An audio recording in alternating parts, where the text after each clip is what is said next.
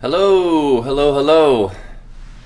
My name is Alexander Hamilton Dunlop, and let me check my sound here.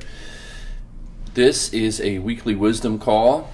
These are the calls that I do each week, teaching you about the real meaning of these.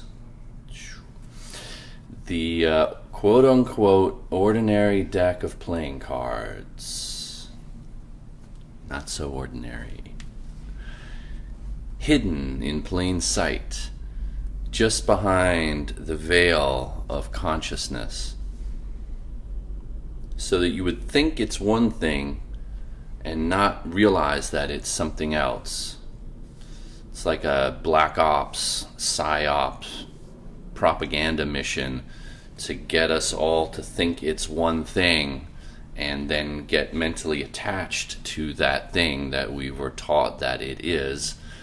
And then we would never imagine that it could be something else. And even if we were to imagine it could be something else, then we would think, no, but that's not what I think that it is, and that can't possibly be right.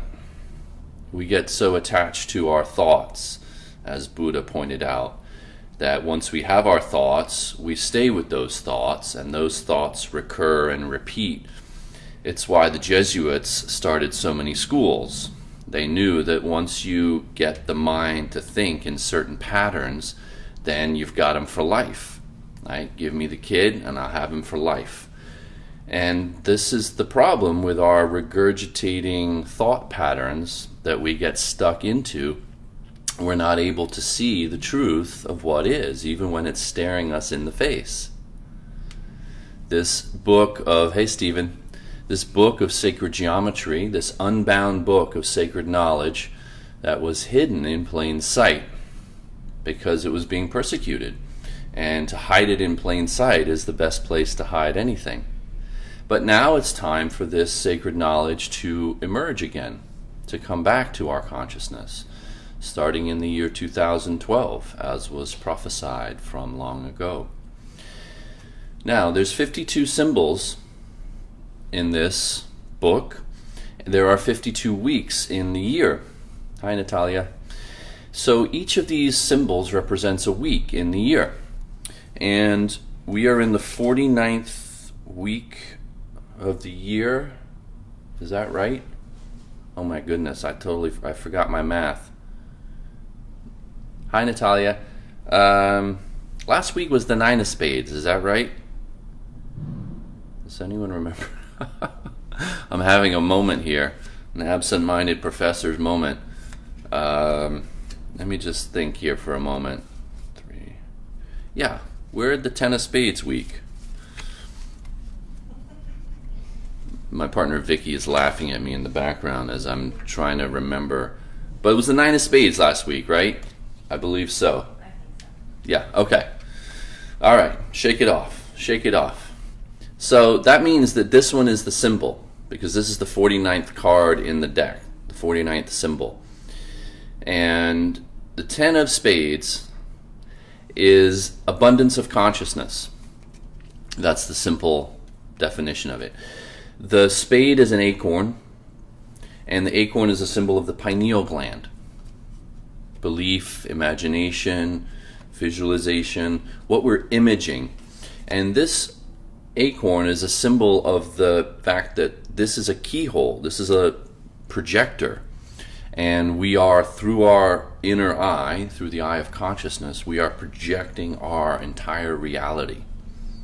It's a bit like Plato's understanding of the cave metaphor, and there's this light shining, and it's behind us because we're thinking and thinking and thinking, and there's this light shining. It's shining through our consciousness. The goal of all meditation and spiritual activity has always been to become aware of our own consciousness, to get behind the thoughts. That if we are ruled by our thoughts and stuck in these thought loops, then it's exhausting and unsatisfying, and we suffer from these mental attachments. It gets called ego in Eastern philosophy. When we're attached to a mindset, of what we think is and who we think that we are. Notice how I'm using these words deliberately. And if we're attached to what we think, then we are not in touch with reality. Because thinking is a conceptual tool. It's a way that we abstract a map or a model of reality itself, where reality is an infinite field, literally. It's an infinite field, and with our mind we construct little maps that are abstractions from our own thinking, and then we create these maps and these identities for ourselves within this infinite field of potential. And we need these maps, right? As all developmental psychology points out, we need a healthy, robust ego. The problem comes when we identify with our ego, when we believe that who we are is who that we think that we are. The Ten of Spades. It's all about opening a doorway to a deeper consciousness of who we are. And that's in play for us this week, or whenever the Ten of Spades is present as an energy pattern. If you've watched these videos before, you know that these symbols represent energy frequencies that we might say are present in the quantum field. So there's energy patterns that we are incarnated in, and this is a conceptual tool, it's a mental tool to help our minds understand what is the energy that we're standing in. What's the energy that we're swimming around in? And right now, in this week, we're swimming around in the Ten of Spades energy field. So I want you to notice that there is a double X of symbolism on this card. You may have heard of the expression of getting double-crossed or double-crossing yourself. This week, you may inadvertently double-cross yourself if you try to do too much. You may double book your to-dos, you may double book your calendar, and you may double-cross yourself. You may try to be in two places at one time, or you may try to juggle too many activities at the same time. The invitation for you is actually to set clear boundaries, to create this space, so that as you open your consciousness to what's possible for you, you say no to things that really are not for you. And that means being really clear about what is for your highest and greatest good. Not what you think, but what's really and truly for your being, for the wholeness of your being, for your highest and greatest good. Because whenever this is present, we have an opportunity to envision and imagine the greatest possibility for ourselves. Who are we really? And what is the best version of ourselves? Envisioning it and seeing it, and not getting double-crossed chasing around smaller ideas or smaller versions of ourselves. You can get a lot done this week. Whenever this one is present, you'll have a lot of energy and you can get a lot done, but just be aware that you make enough space for yourself. In your envisioning of your highest and best self, make enough space for yourself to relax. Make enough space for yourself to appreciate and just enjoy the experience of being. Because it's not by doing a lot of stuff that you will, in fact, blossom into the best version of yourself. That's a kind of trap that we might get stuck into in this overachieving mindset that we have in our American society. Every spiritual tradition has shared with us that the way we really blossom into the best version of ourselves is not by action in the world, it's by personal transformation from the inside out.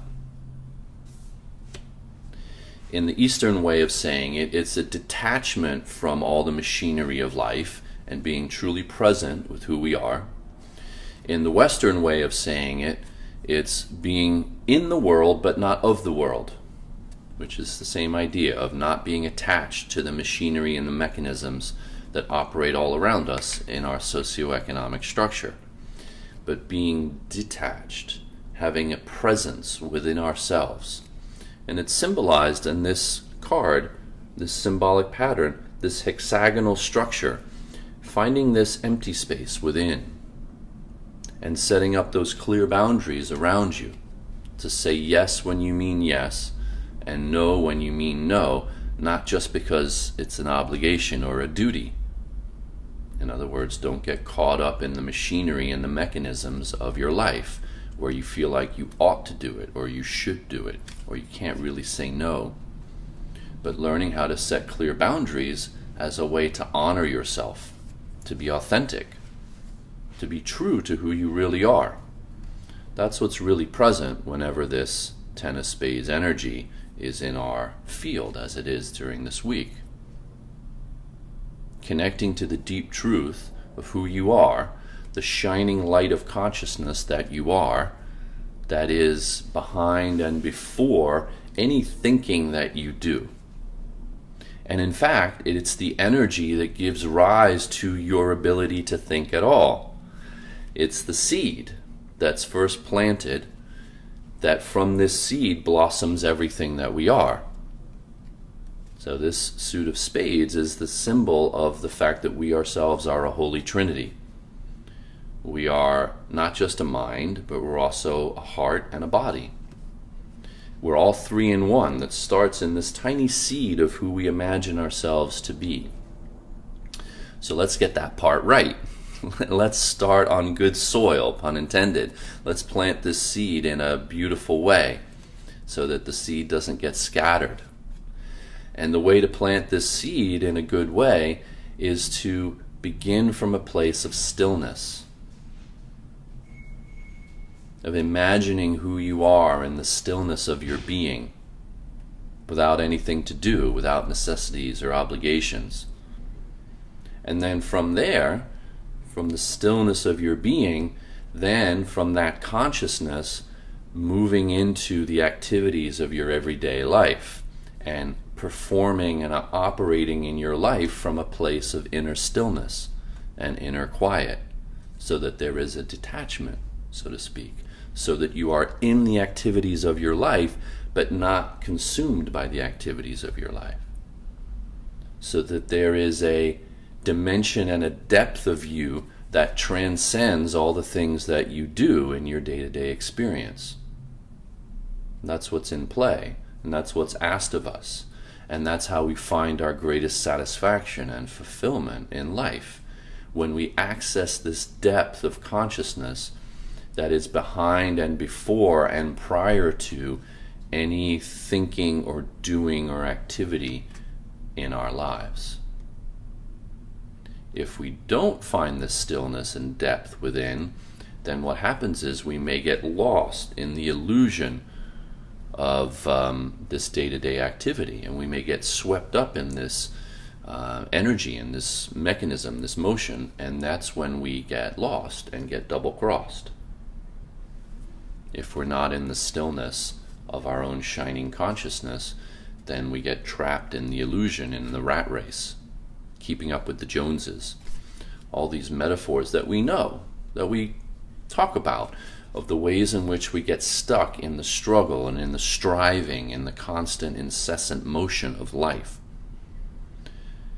And the opportunity is to find the still point, the empty space, to set up the clear boundaries, to create more space for more of myself to be myself.